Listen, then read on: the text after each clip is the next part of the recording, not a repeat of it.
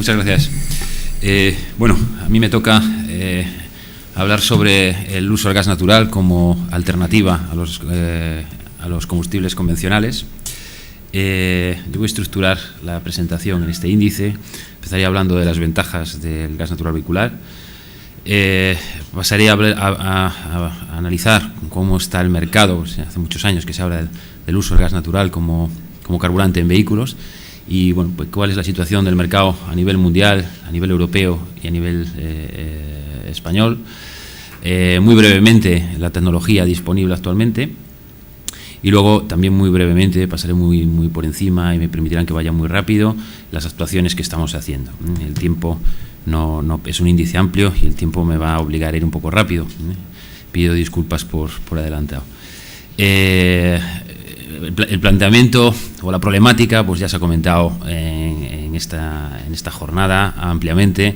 Bueno, lo que está ocurriendo es que el sector del transporte tiene una alta dependencia de los derivados del petróleo. Los derivados del petróleo el petróleo se localiza en zonas geopolíticamente pues bastante inestables y además tienen una problemática de contaminación o medioambiental tanto a nivel local como a nivel global, el efecto invernadero, y también se ha visto en esta mesa en concreto pues que ello nos obliga pues a actuar en tres ámbitos: aumentar la eficiencia con la que en el sector del transporte se usan esos carburantes, diversificar los combustibles, es otra palanca sobre la que se puede actuar, y reducir las emisiones de contaminantes o emisiones de CO2 para reducir el efecto invernadero. Bueno, sobre esto también se ha hablado. Es un nuevo factor que aparece en los últimos años y que es la puesta en explotación económicamente rentable de reservas de shale gas. ¿Esto qué ha ocasionado? Esto ha ocasionado un gap, ha ocasionado una diferencia de precio importante entre la materia prima Brent y la materia prima gas natural. Es verdad que en algunos mercados todavía no, pero porque en Europa todavía se está debatiendo si shale gas sí, shale gas no. Pero lo que es evidente es que si este paradigma energético cambia en una parte del mundo, la economía global nos va a obligar a tomar decisiones. O seguimos ese paradigma o nos inventamos otro, pero tenemos que ser competitivos. Ventajas del gas natural sobradamente conocidas. No tiene óxidos de azufre, emite menos emisiones de NOx cuando se usa como carburante en motores de combustión alternativos, emite menos partículas, emite menos CO por una mejor combustión. A nivel global, el gas natural es el hidrocarburo con menos hidrógeno, es un hidrocarburo más ligero, es con más enlaces carbono-hidrógeno, y por lo tanto en su combustión, en esa ruptura de los enlaces, pues emite menos CO2. A nivel económico, pues no solo por el efecto de la materia prima, de hecho el efecto de la materia prima todavía no ha llegado a España, ese efecto shale gas, ese efecto de puesta en producción de nuevas reservas, sino en Europa por temas fiscales. El gas natural, podemos decir que en España tiene una competitividad del 50% frente a gasolinas en ahorros económicos, o un 30% frente a gasóleos, menos frente a gasóleos por el derivado de la tecnología únicamente, que el motor de ciclo Otto, en donde se solía usar el gas natural hasta ahora, luego hablaremos un poco de tecnología, pues tenía menor rendimiento que el motor de ciclo diésel. Aquí tenemos en la gráfica de abajo, es un caso real, es la experiencia piloto con un Toyota Prius híbrido a GNC, que está circulando ya como taxi en Madrid desde el año pasado, desde finales del año pasado, y que lo que proporciona, bueno, lo que podemos ver ahí es que para un taxista que hace 100.000 kilómetros al año, tiene un coste de combustible de 8.000 euros con un vehículo diésel al año. En el caso del Toyota Prius, pues tiene un coste de combustible de unos 3.000 euros, es decir, se ahorra en un año 5.000 euros. Esto veremos que compensa sobradamente el sobrecoste del vehículo. Vamos a hablar de cómo está el mercado, porque llevamos muchos años hablando del gas natural y, sin embargo, decimos, bueno, pues todavía no veo demasiados coches de gas natural, a excepción de los autobuses y camiones de recogida de residuos. ¿Qué está ocurriendo? Bueno, como vemos ahí, en los países en vías de desarrollo, o países del tercer mundo, el gas natural ha tenido una entrada pujante. ¿Y esto a qué es debido? Esto es debido a que tiene un nivel de renta más bajo, el coste energético se paga a costes internacionales y entonces el porcentaje de coste que tiene que dedicar al transporte a precios internacionales hubo una renta más baja, es más alto, con lo cual hace más interesante ese cambio de inercias, ese cambio de tendencias al uso de combustible convencional.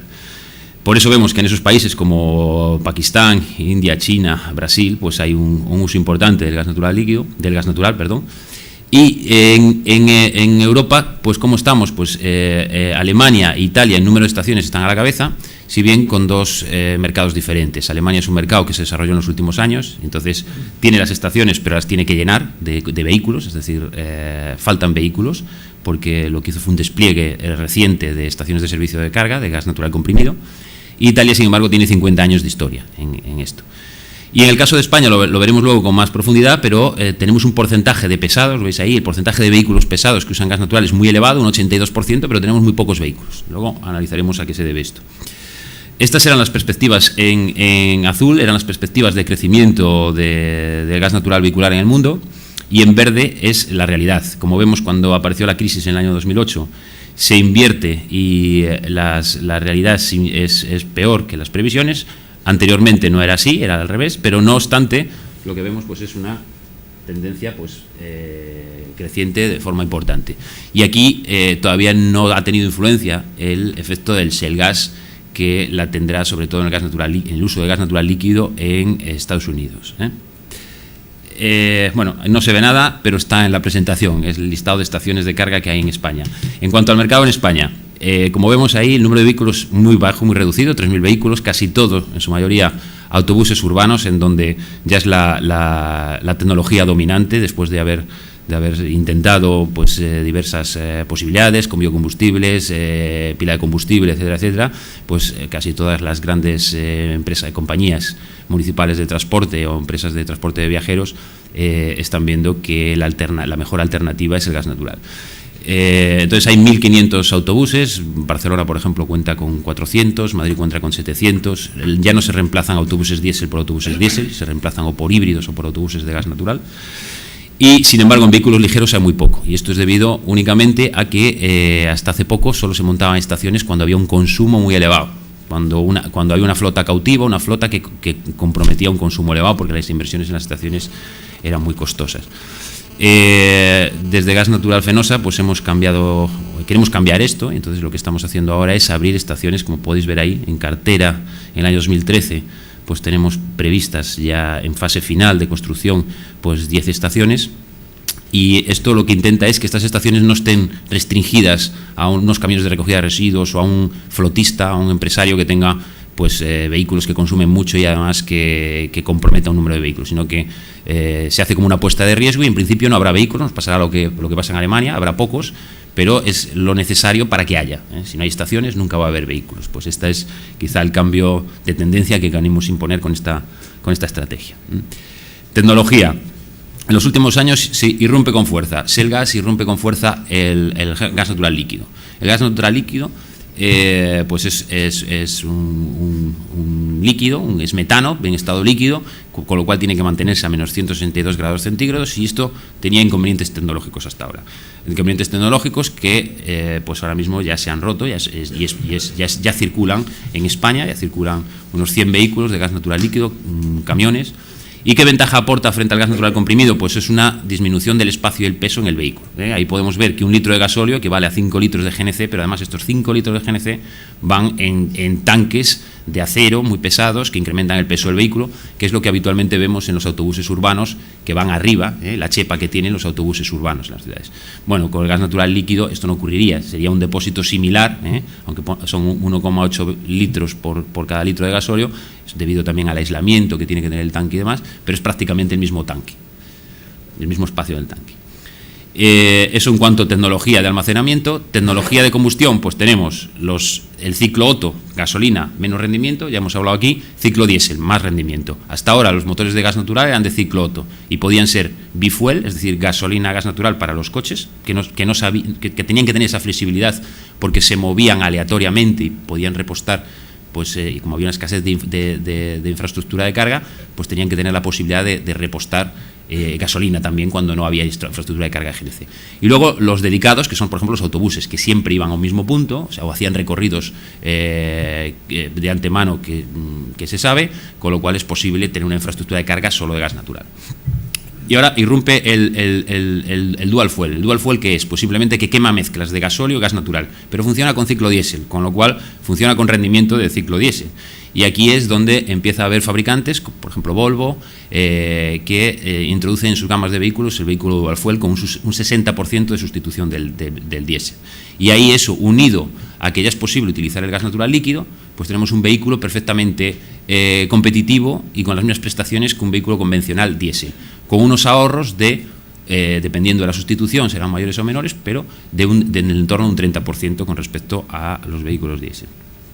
Y una nueva tecnología que todavía está en fase de licitación, el tecnólogo todavía la tiene que vender a un fabricante que quiere implantarla en sus vehículos, es el dual fuel de inyección directa. Con esto se consiguen sustituciones del gasóleo del 95% por gas natural, con los mismos rendimientos y ahorros del entorno del 50%. Esta es tecnología de futuro. El resto, dual fuel, bifuel y dedicado, son tecnología que ya está en la carretera. El dual fuel inyección directa es una tecnología de futuro. De futuro al mercado, o sea, ya existen y están probados, ¿no? Bueno, un poco el paso muy por encima, pero ciclo Otto, vehículo ligero, bifuel, vehículo ligero, ciclo Otto, botellas de compresión, son los autobuses, camiones de recogida de residuos, y el GNL, dual fuel. Con dual fuel se consiguen mayores potencias de motor, pues es para largo recorrido, transporte por carretera. Ahí vemos un vehículo americano, que son las empresas americanas están pues, avanzando muy rápidamente en este campo para la utilización del shale gas también como carburante de vehículos.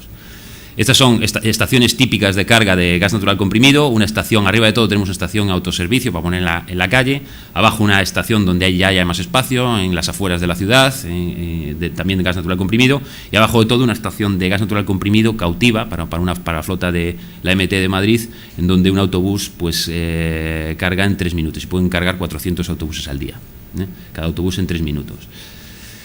Una estación de carga de GNL, es esto, donde vemos el depósito, es ineludible, es un depósito donde el gas está a menos 162 grados centígrados y tiene 2 surtidores, el de gas natural comprimido y el de gas natural líquido. El gas natural líquido para camiones, para transporte de larga distancia, como decíamos, y el gas natural comprimido para vehículos en un entorno alrededor de la estación.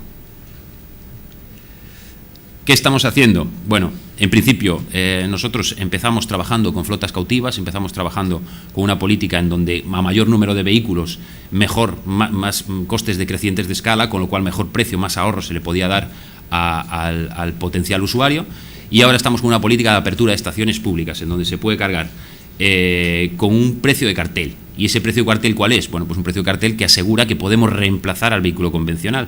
Entonces estamos asegurando ahorros en ciclo Otto contra el gasóleo un 30% y contra la gasolina un 50%.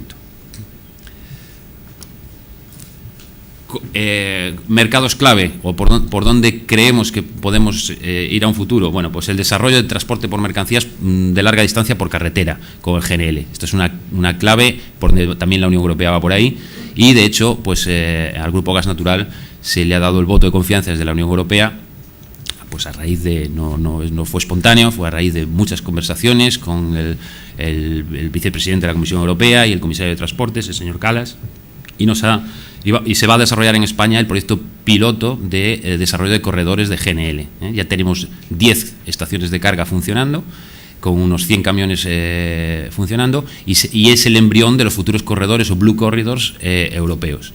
Desarrollo de las flotas de taxis y vehículos ligeros. Una vez más, vamos a volverlo a intentar, ahora poniendo las estaciones, aunque no haya vehículos, en las grandes ciudades. Desarrollo del transporte secundario, el transporte en las ciudades, las furgonetas pequeñas, las furgonetas medianas que vemos en las ciudades con GNL, a la vista de que el vehículo eléctrico en ese campo no es alternativa ni lo será en bastantes años.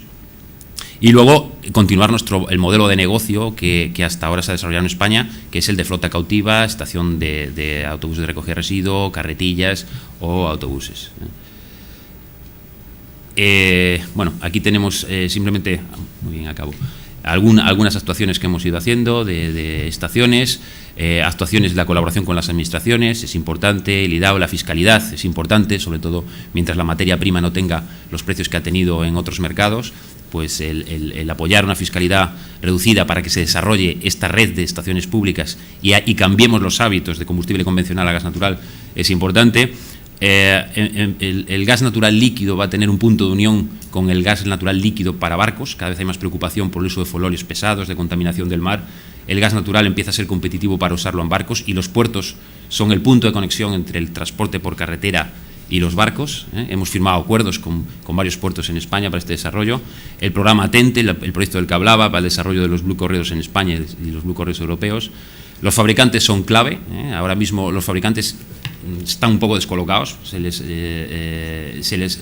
ha hablado del vehículo eléctrico y ahora están viendo que el vehículo eléctrico todavía no es alternativa en el uso intensivo y en transporte, y están diciendo cómo reacciono yo ante esto que ha aparecido, que es el Shell Gas, y que parece que me añade una variable a mi sector con la que no había contado. Castrosúa, hay algún fabricante pequeño que reacciona, fabricante español, que reacciona con más celeridad que un transatlántico, ¿no? Que es un fabricante de los grandes. El proyecto del Prius, del vehículo híbrido que comentaba, ahí tienen los datos de ahorro, de un poco también de tecnología del vehículo. Proyectos piloto como el de TMB, el vehículo híbrido TMB de gas natural comprimido. Esta puede ser también el futuro, los vehículos híbridos de gas natural comprimido. Y bueno, no me entretengo más, y simplemente para concluir, pues los dos campos de actuación son GNC en grandes ciudades, GNL para transporte por carretera y GNL en barcos. Bueno, muchas gracias.